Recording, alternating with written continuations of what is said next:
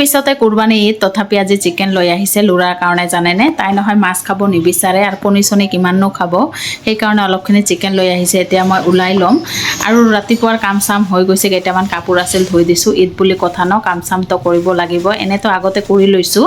ইপিনে মই চিকেনখিনি ওলাই আছোঁ চিকেনখিনি ভালদৰে কাটি কুটি ধুই ল'ম আৰু দেখিছে নহয় ইমান ডাঙৰ ডাঙৰ পিচ সেইকাৰণে অলপখিনি কাটি ল'ম কাটা হৈ গৈছে ইপিনে কোমৰা ভাজি বনালোঁ কোমৰাটো ৰাতিপুৱাই কাটি লৈছোঁ আৰু কোমৰা ভাজি হৈ গৈছে এতিয়া চিকেনটো বনাম চিকেনটো ভালদৰে কাটি লৈছোঁ ধুই লৈছোঁ আৰু ইপিনে চিকেন বনাবৰ কাৰণে পিঁয়াজ জলকীয়া কাটি লৈছোঁ আৰু মছলা ৰেডি কৰিছোঁ আদা বাটা জলকীয়া বাটা ৰচুন বাটা গোটেই মই পাতাতে বটি লৈছোঁ এটা বিলাহীও লৈছোঁ ইপিনে কেৰাহীটো পাতি দি তাতে মিঠাতেল দি গোটা জলকীয়া দি পিঁয়াজ দি বেছিকৈ বিলাহীটো ভাজি মছলা দি চিকেনটো বনালোঁ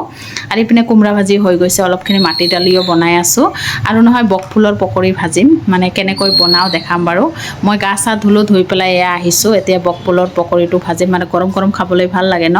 বকফুল কিনি আনিছিল ইপিনে বেচনৰ বেটাৰ ৰেডি কৰিছোঁ ইয়াত আছে বেচন চাউলৰ গুড়ি হালধি নিমখ জিৰা গুড়ি কালি জিৰা